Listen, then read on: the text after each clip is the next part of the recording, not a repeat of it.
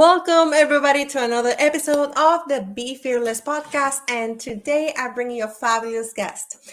She is born or was born and raised in Taiwan by a Taiwanese mom and an American father from the greatest generation and a World War II veteran. Proud of her Taiwanese heritage and the principles instilled in her by her father, she pursued a legal career. She has dedicated her entire legal career to handling insurance cases involving property damage and personal injury cases. For the past 10 years, she has been the manager partner of Cernitz Law, a law firm she started with her husband, Justin Cernitz, and has helped build a successful law firm completely organically without social media, marketing, or much of a digital footprint. She's a recipient of the 2022 Elite Lawyer Award and the Lawyers of Distinction Award, recognizing her for her excellent work in insurance law. Ladies and gentlemen, let's welcome the one and only Candise Shanbron. Hi, Candise. Hi, how are you? Good. Thanks so much, Thank Dagmar, for having me on your show. Thank you for your time and for being here with us today. I'm really honored. I'm so excited for my audience to meet you because, I came across your profile on LinkedIn. And that's how I found you. And it was like a couple of days after Hurricane Ian. And I was like, oh my gosh, I need to bring her in. I think people need to hear about, why insurance is important. And not only as for personal matters, but also from the business point of view. And seeing all the devastation that a lot of people suffer in Florida recently, I think it was a very important topic to bring into the podcast. And who better than you, with all your qualification and your backgrounds, to come in and talk to us about that. But before we dive into our topic today, tell our audience, who is Candise Shanbron and what was her dream growing up? It's funny you asked that question because a lot of people have been discussing that lately, it seems like in my life. And when I look back, a lot of people are like, tell me your story, tell me your story. It's one of those things where it does come to a blank. I was raised in Taiwan. It's interesting because of my multicultural background. I had, a Taiwanese mom who married an American man, a businessman, and he was from the greatest generation. And while he was one of the most honorable men that I think I've ever met in my entire life, and I'm so proud to have a father from that generation, he was old enough to be my grandfather. And so, a lot of the men from that generation, I used to always hear my father say to me, kids were seen and not heard. And so while I grew up with a lot of love, and I was raised predominantly by my uncles and my grandmother, they were very, very instrumental in my life. There were never any discussions about what the possibilities were and, what I could be or what I wanted to be. It wasn't a typical, and when I say typical, I use that very loosely because what is typical in this day and age? Mm-hmm. But, I didn't have that typical family that they were like, Candise, you could be whatever you want to be. And they, I never heard words of encouragement. I never heard, we're so proud of you. So I kind of had this blank slate where I went through life never dreaming because it wasn't that type of a childhood for me. And so things happened very organically. I don't think I found law. I think the law found me. And it was one of those things where, because I didn't have any impression from my parents on what the possibilities were that I could explore in my life, I kind of wanted to always emulate people in my life. And so, the only person that I had in my immediate family to look up to was my sister. And so she was that person, if she went into advertising, I wanted to study advertising. If she wanted to do this, I wanted to do this. And so I kind of followed in her footsteps and I ended up studying journalism and advertising in college. And when I realized that I just wasn't talented and creative enough to be in that field, I said to myself, well, what is it that I'm going to do? I really don't know. And I ended up speaking with a friend of mine who was my first friend when I moved to the United States when I was 13. And she was in law school. And so I said, you know what? I'll give it a shot. Why not? I go to law school. But things always happen for a reason. Mm-hmm. There was a reason why after, all these years of never being in touch, we got connected. And so I went to law school and I ended up coming out. I wanted to be an employment lawyer. And that wasn't possible either, because as most lawyers probably figure out at some point, what you want to do in law never really ends up working out to, you never get to, I shouldn't say you never, but very infrequently do people get to choose the precise area that they want to go to. Mm-hmm. And so the first job that I ever had was for a large insurance defense firm. And that's where my first experience with property insurance law occurred. And I fell in love with it. And, you realize that I didn't love it because of the nature of what it was, because it's nothing sexy, it's nothing super interesting, but I was just really good at it. And I saw things, and I was able to analyze and see insurance contracts in many more, in ways that other people didn't know how to read and analyze it. And so I think it just found me. I started to realize, okay, this is really my calling.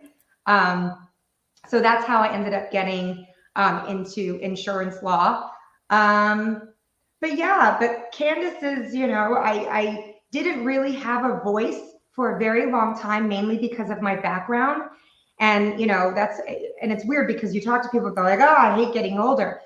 Turning 40 and now I'm 46 has been the best thing that has ever happened to me, because I really found my voice. I really found a lot of my other passions, who I am, and just living life on my terms, exactly the way I want it to be.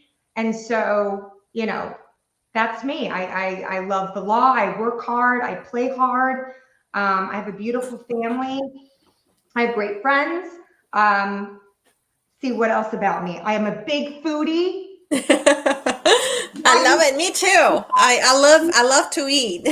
Yeah, there's two types of people that live to eat and eat to live. I live to eat. And so, that's part of who I am. I don't know.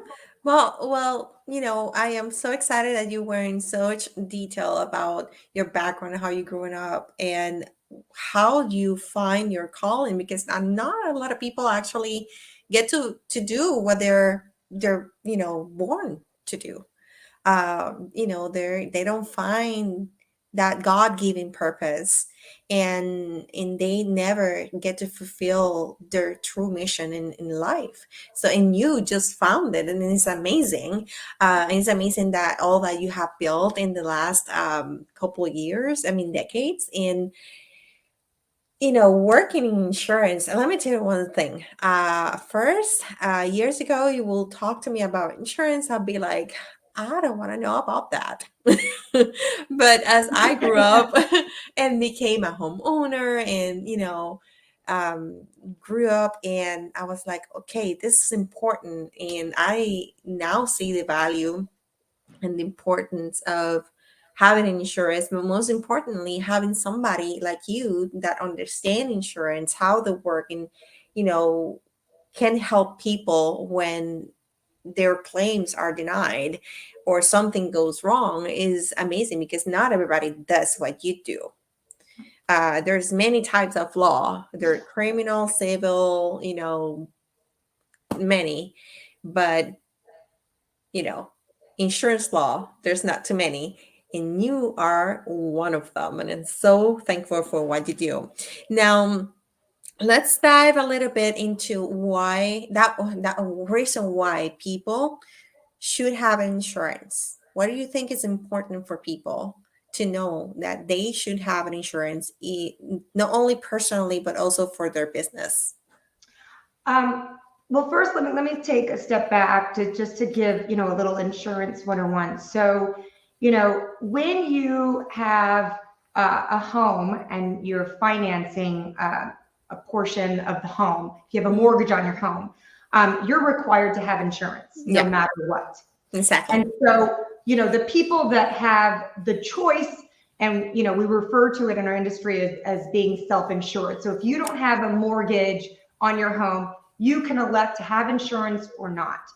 And I don't want to get too much into that because that's a personal preference. Mm-hmm. I can't step into the shoes of, people's financial situations and the different reasons. But, I can only speak from living in Florida where we have, hurricanes, tornadoes, hailstorms, tropical storms, other types of windstorms. And so when you're living in a state in which there are, a lot of natural disasters, such as, different types of windstorms, and then not to mention everyday, things that could happen, whether it's a fire loss or any kind of plumbing loss. You could have a water heater that might burst, or a plumbing pipe breaks, or some sort of a backup that happens from your toilet or your shower because of a shower pan, a malfunction or what have you. So it's one of those decisions where, if you're more risk averse, then chances are, if you're in a position to be self-insured, you'll decide you want to buy insurance. If you are not risk, averse, then, it depends on what, everybody's situation is. But I personally think it's really important to have insurance because, at least for me, my home is one of the biggest assets that I have. And, I have 90% equity into my home. And so God forbid, if something happens to my home, I'm able to make the repairs that I need to, because at the end of the day, it's a headache. I've seen really, really sad situations where clients have come to me, and because the insurance company either didn't, pay enough or they denied the claim, they had to, refinance their home just to get the money to make certain repairs. And so to me, if your home is one of your biggest assets, which a lot of people it is, I would always err on the side of caution and, be insured.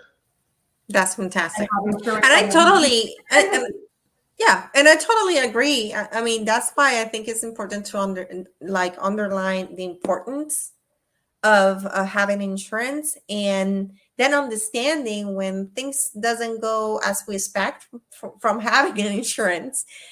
I mean, how do you come into the picture?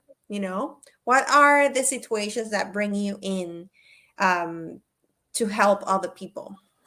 Okay, so what a lot of people don't know is that lawyers that do what I do, because I'm obviously not the only one that does it, is that lawyers can, that do what I do, we can represent the insured, my clients from the very, very beginning. So sometimes I have clients that come to me that, have already heard really bad things about the insurance company. And they say, you know what, I really don't want to deal with the headache. I've got a full-time job. I don't know, what I'm up against. I hear all these things about insurance companies. I'm really not sure. So we're able to represent, policyholders from the very beginning, from the presentation of the claim. Sometimes, I have clients that wanted to, handle the claims on their own. And when they either get a denial of coverage or they were paid, they weren't paid enough on their claim, and they're like, I got a check for $1,500, but I know I have damages that are 50,000, upwards. Then, we're also able to step in and help them, in those types of situations. Yeah, we handle all different, types of claims out there, from, from the very beginning to after the claim gets denied. And it's really weird for me because when you're in it and this is all you do for a living, it's so weird that I hear from people still to this day, even from attorneys that don't do what I do, that nobody knew that attorneys like me exist. Are like, really? I thought once I get a denial letter from the insurance company or they sent a check to me, I thought that was it. There's nothing else that I could do. So that's when I get involved. But good news, You exist. You're I here. don't exist. He does exist. It's like the Santa Claus commercial. He Yes. does exist. And I love it. And I love that you are, sharing your knowledge and your expertise out there with other people and letting people know that insurance lawyers are present, they're alive, and they're here to help. What do you think is the biggest myth about getting an insurance claim solved? Because a lot of people, like you said, yeah, you know, they deny it, that's it. But sometimes they think, oh, maybe if I appeal, maybe let's see if I can get something else. But they think that they don't have a way to do it or something, like that's it, like the insurance company has the last word. Right. So the biggest myth is what you just mentioned, which Okay. is what we just talked about, that there's no recourse, there's nothing you can do after the insurance company either denies coverage or doesn't pay enough. I have to interrupt you. This is the first time, you guys, that I make a question and I answer myself. So I feel proud of myself today. Thank you. Yeah, but continue. I'm sorry. I had to say it. But there are other myths as well. Well, I wouldn't call it myths, but the most of the impressions that people have are, yeah, I don't think this is going to be covered under my insurance policy. So, people will often, create their own narrative. Either, my loss is, my damages are not going to be covered, or my damages are going to be under my deductible, or my underpaid claim, or my denial, my denied claim, there's nothing I can do about it.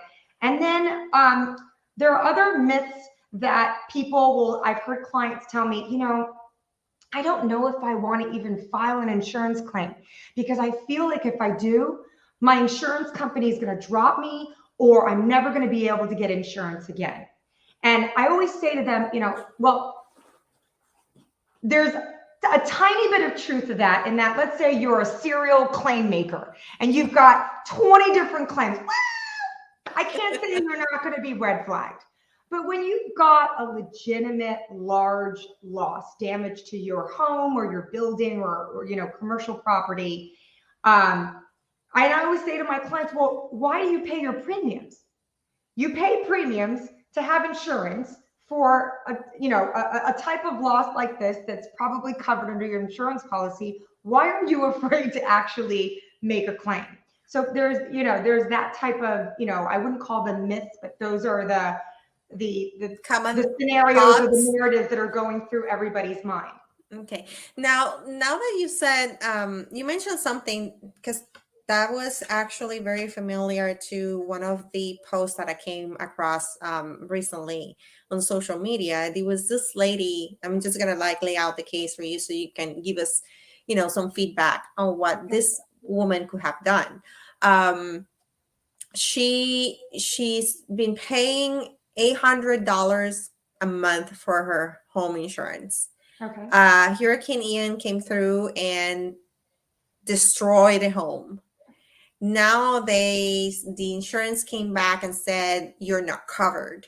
So she's basically said that she was felt scam, and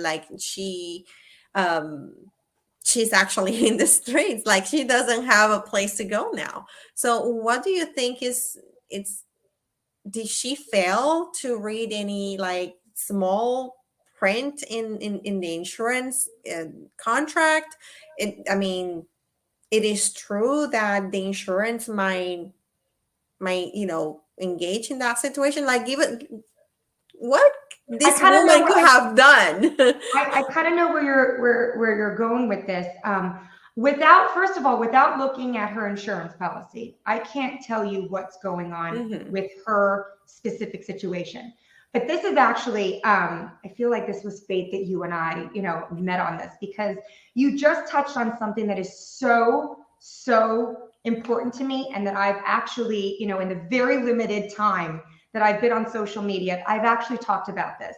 And I will say that this is largely singular to the state of Florida, because I'm not sure if you're aware of it, but there's, we're in a bit of a an insurance crisis in the state of Florida. Mm-hmm. And, while the insurance companies want to, blame the lawyers and, our industry for filing a lot of claims, everything's a jousting thing, it's like, the chicken or the head, chicken or the egg, which came first, right? Exactly. And so, if the insurance companies weren't screwing the policyholders, then we wouldn't be, if they weren't screwing the policyholders, we wouldn't have, a claim to sue on or to represent the policyholders on. So what I'm seeing a lot, and it goes all the way back to the beginning. And, for anybody that's listening to this podcast, this is really important.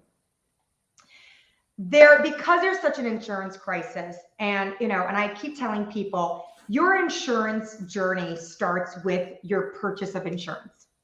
So before you even get to figure out whether you have coverage and you're suing the insurance company or not, you have a claim, it is so important when you are buying insurance to deal with a very reputable insurance agent. Because what I'm seeing happening a lot in Florida is there's a lot of insurance agents that are playing the shell game of, I'm opening up a corporation and I am selling a lot of insurance, whether they are real deck pages, real insurance or not having the coverage that they promised, but they're opening up a corporation, selling a bunch of insurance policies, closing the insurance, making the insurance, the corporation go inactive, starting a new corporation, and, opening up all these different corporations to almost escape liability. Mm-hmm. And usually insurance agents, when they screw up, their screw ups are really imputed or you're to blame. You can't blame the insurance company typically. You can't blame the insurance company if an insurance agent that sold you a policy did something right or wrong. There are circumstances in which whatever the insurance agent did can be imputed or blamed to the insurance company, but most often that's not the situation. And what I've seen a lot now is that insurance agents will, you always hear this, and it's not just in the insurance industry, it's all across the industry. Everybody has a strong sell, and the sell is always verbal. But then, so the sell is verbal and it's strong, and I'm going to promise you this, and you're going to get this coverage. And then, the insurance agents are filling out an application for the policyholder or the prospective policyholder on their computer. They're asking them questions and they're marking them down on the computer. Then they print out that application, and usually the person, that's answered all these questions just signs the application without looking at it. So you don't know what the application is applying for. You've now had an agent that is telling you verbally what you've signed up for as far as your coverage. And then when you get the insurance, nobody sits down, and when they get their declarations page of their policy, nobody spends the time to flip through it to see if they have the coverages they asked for. And typically, I always tell people, I see it often, nobody communicates with their insurance agent via email. Everything's either via regular mail or verbal. Don't do that. A reputable insurance agent will communicate with you through email. And I always tell everybody, if it doesn't exist in writing, it doesn't exist at all. That's right. So that is my one hope that everybody does out there is, if you're going to get insurance, make sure you research, make sure you're in, and every state has, a governmental, body that provides licensee information that you can check to make sure that the person you're dealing with is licensed, that they haven't had their license revoked or suspended for any reasons. Look them up on the Better Business Bureau. There are many different, places that you can go to verify that the person that you're dealing with is reputable. But that's number one.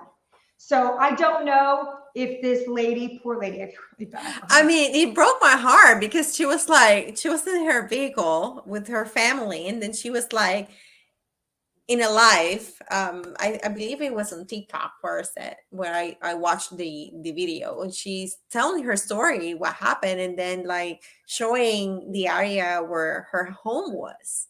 And it was obviously all flooded. So she lost everything. And I was like, I felt so bad for her. Now I feel like I wish I was advertising on YouTube or TikTok, which I'm going to get there. But there's no way for me to get in touch with this woman, but whether I can help her or not, I could at least, maybe steer her in the proper direction if she Yeah. happens to not have hurricane, or flood coverage. And that's two different Now, things. now that we're talking about time and you wishing, being able to come across that, let me ask you this question. How much time does a person have to submit a claim for their insurance? And like, let's say after they find out that it's been denied, how much time do they have to come to you? Well, every state has different statute of limitations, but in the state of Florida, if it's a contractual action, right? You're Mm-hmm. suing under an insurance policy, and in the state of Florida, that's 5 years. However, we have specific rules when you're dealing with a named storm or hurricanes that you've got 3 years. And so, really at the end of the day, though, because this is another big pet peeve of mine, all insurance policies, no matter what state you're in, what insurance company, all insurance policies will have language that tells you that you have a duty to report the claim, immediately, as soon as possible, So, and what happens is real life gets in the way, right?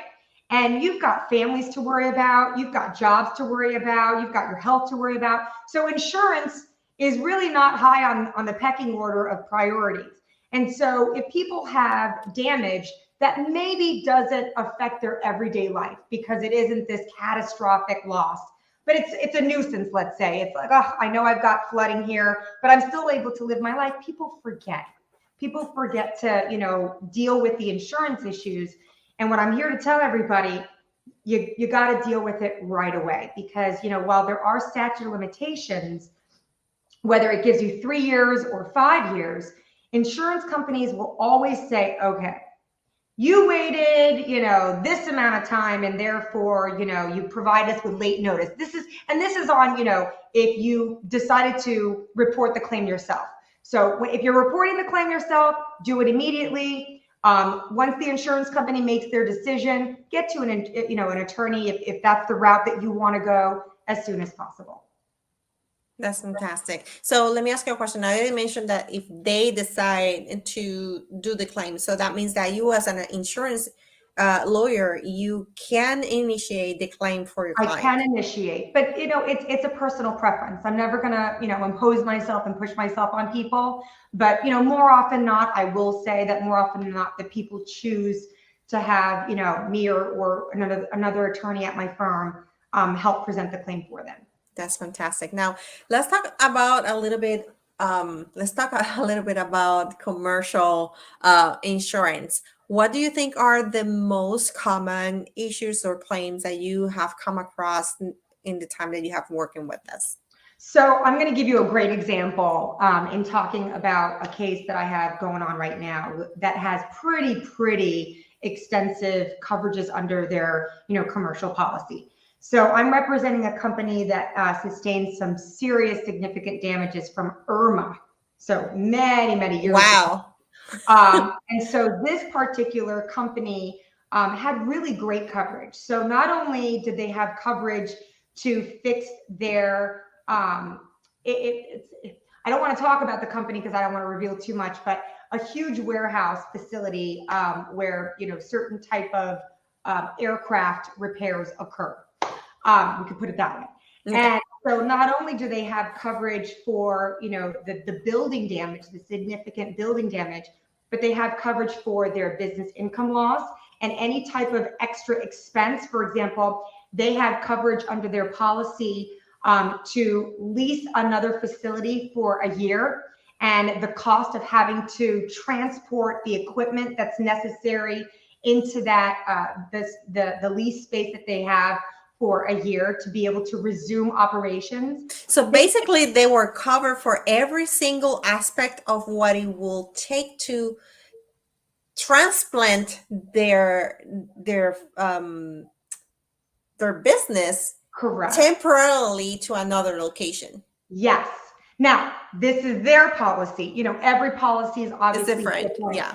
But just to go to show you, so not only do they have, the coverage for the damage to the building, but the business income loss, the temporary, move and the actual lease itself on the temporary facility for a year. They have coverage for their building, personal property, which is, any of their contents. They have coverage for their storage of any type of contents that they're storing. They have coverage for, the remediation. They even had coverage for a temporary roof before they actually were replacing their permanent, the roof to a permanently new roof. They also had coverage for professional fees to assist them in calculating and evaluating the damages. So they had even coverage to hire a forensic accountant to help them calculate and assess and evaluate and to assemble all of the information and documentation to present to the insurance company on their business income and extra expense loss. Wow. Yeah.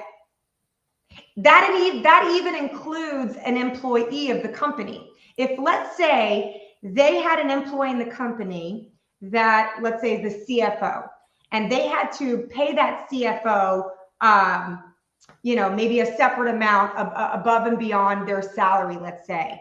There was, and that CFO took, was paid separately to assist them in evaluating their business income loss. That was also covered. So this is one of the most extensive coverages that I've seen in all the years that I've been practicing, which is almost 20 years now, of coverage for business.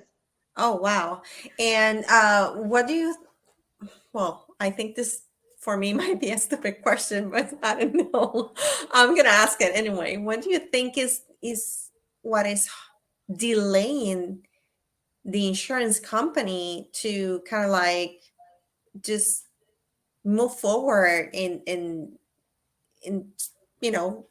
do their part to fulfill the claim when it's obvious this client of yours has all this type of insurances have really thought thoroughly every single detail of what could go wrong in their business? Wait, is your question what is taking the insurance company so long? Yes. That's always a loaded question because I can tell you what I think is going on because here's the truth of the matter is, a lot of people will say to me, I don't understand. I pay my premiums religiously on time, the full amount every single month. I've never made a claim before. Why did the insurance company either pay my claim or why did they delay paying me? Why did they do this? And I always tell them, it's not personal.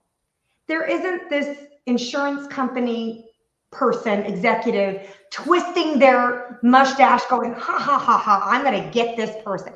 It doesn't work that way. But what I do tell them is, and I used to represent the insurance company, so this is how I know. Insurance, I tell my clients, insurance is still a business. And if insurance companies pay out every single claim and they don't deny any claim, then they might lose money. I'm not saying that is the motivation all of the time, but you have to think of insurance as just another business. And insurance companies, take their premiums and they reinvest those premiums, and that's how they make a lot of money. So I don't know, I'm not sitting in with the actuaries, dealing with all the numbers and calculating the numbers and the reserves and figuring out how much money do we need at this time, to make our investments that we need to make. But there is a method to their madness as to when they're going to pay on a certain claim, if they're going to pay on a certain claim.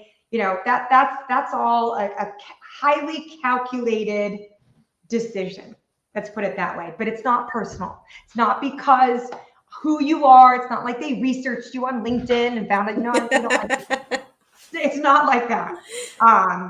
So there are different reasons. So to answer your question, the long and short of it is there are many different reasons why an insurance company might delay a certain process or might not make a decision at a certain point in time that you might expect to have that decision made. I mean, definitely. But I'm just like thinking of all the hassles that the person that is being insured has to go through after, for example, you just mentioned in this case, this person had an insurance to to get coverage on a temp for 1 year on a temporary location. Now, Hurricane Irma passed through years ago. you know, what else can a client do to protect themselves or to kind of like continue to, be insured for the current situation that then now find themselves in? I will tell you something on this particular case that I'm handling. I actually just took it over from another law firm. Um, I will tell you this, when I look back at this case, because I literally had to go through thousands and thousands of documents, and this is the prototypical case that I would have said to my client, I wish you would have known me from the very beginning. Because I see thousands of pages of emails between the insurance company and the representative on behalf of my client. And I see the manipulation. I see the, let's all act like we're on the same side. And, I just, without getting into it, this is one of those like where a I'm fault. like, Let's call oh my God, I wish you would have hired me from the beginning. Let's call it faulty negotiations. Yeah, I totally understand what you're saying. Yeah. Yeah. I don't know if you're allowed to swear on podcasts, but it's a shit show. Okay? You are allowed to do whatever you want. I always tell people, I have a potty mouth, major potty mouth. I feel like it's also an occupational hazard. You deal with shit every day, you're gonna start swearing a lot. Yeah. And so when I'm on like a podcast where this is my first time, I'm like, am I allowed to swear? You're allowed. You're allowed. No worries. Oh my God. Let me tell you something. You just like have talked about so many things and so many situations that you have encountered through the years with your clients. You have gave us so much insight on, the insurance world and the side of the claim. It is so amazing. And one more thing that I would like you to give our audience is some recommendations of what they can do to, to get, I'm kind of blocked out right now. I'm like, what I'm going to ask? This rarely happens. If there's a loss, what should they do? Well, if there's a loss before they having a loss, what would you recommend, the audience to do to protect themselves in either situation? I know that if there's a loss and the claim is, denied, obviously to go to you. Right. That will be number one for me. But what else they can do after? Like this is, with the limited time that we have, because I could talk about this forever. Like this, I can give you 5 more minutes. I can give you 5 more minutes. Okay, go ahead. So my best advice is, number one, make sure that if you're buying insurance, to work with a really reputable agent, and to make sure all of your communications are in writing via email. Make sure that you read your application before you sign it. That's super important. Make sure you have the right coverages. And, and for me, I can't give the end all be all of like the right coverages to have. That's personal. Everybody lives in different states with different natural disasters. I'm happy to answer any questions for people. If I'm, like for me, this is my passion. I love this. So not to waste your airtime, but if anybody has any questions for me on if they have the right insurance coverages, I'm happy to answer those. But, another really important thing to do is to make sure that you kind of have you need to have good record keeping skills. A lot of people will, get insurance policies or will, do a huge renovation or repairs or what have you, and they just throw things away. Try to keep your documents, really. Try to keep them, at least my rule of thumb is 5 years, because if you end up having an insurance claim, some of the very common documents that the insurance company is going to ask you is, well, who are your insurance companies for the last 5 years or, 7 years? Have you had any loss, or did you make any major repairs or renovations to your home in the last 5 or 10 years? So if you have these types of information, it'll kind of speed things along as far as the insurance process. Likewise, if you happen to have big purchases, big content purchases, personal property, try to keep those as well. Because if you ever have, let's say, a major hurricane storm that comes in, and you have a lot of, furniture or personal property that's damaged, the insurance company will also ask you if you happen to have receipts or invoices to prove up how much it cost you to buy those things. Because if you don't have it, then you're going to kind of rely on the insurance company saying, well, you didn't have the documentation, so we're going to pay you what we think, you're owed on those items. And then, lastly, if you do end up having a claim, whether it's a plumbing damage, fire loss, or hurricane damage, you really need to document your damages.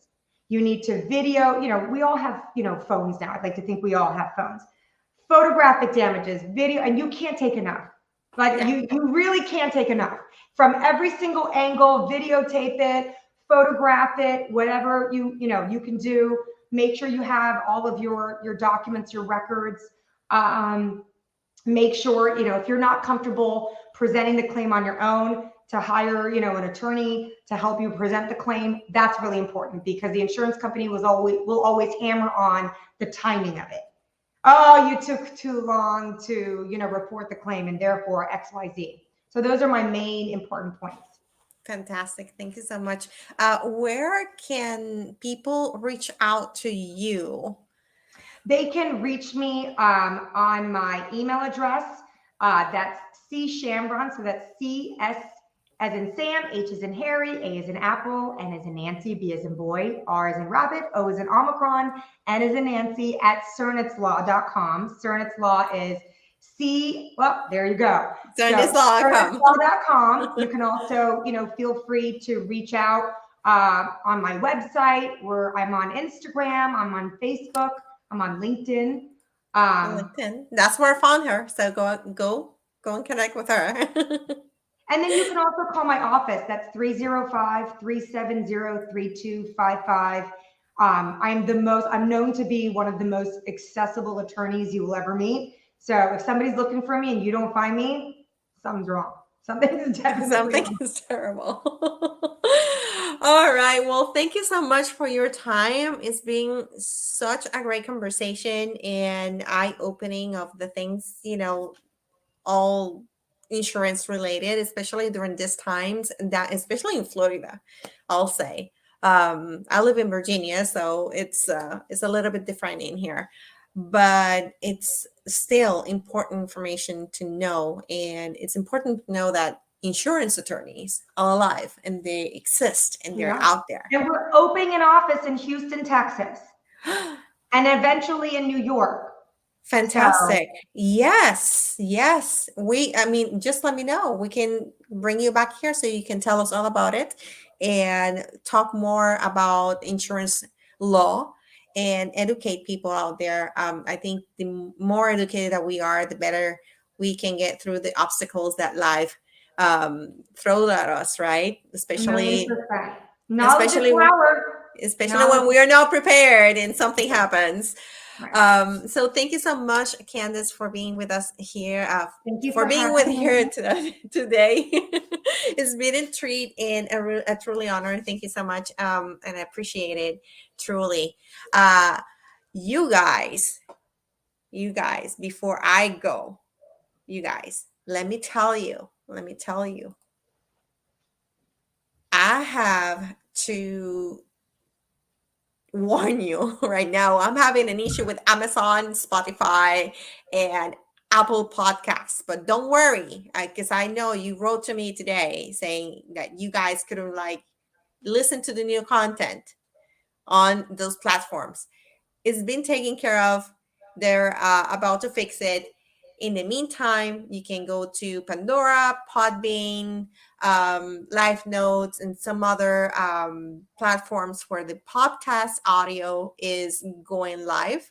So make sure that you visit my Facebook page, Be Fearless podcast with Dagmar Torres, and go through the list and find a platform that you also connected in, and you will be able to continue listening to the updated content or the newly content that is being uploaded. So don't worry, don't freak out. I'm still there. The podcast is still alive. So we're fixing the issue. And thank you for the listeners that contact me today and let me know about that. I truly appreciate it.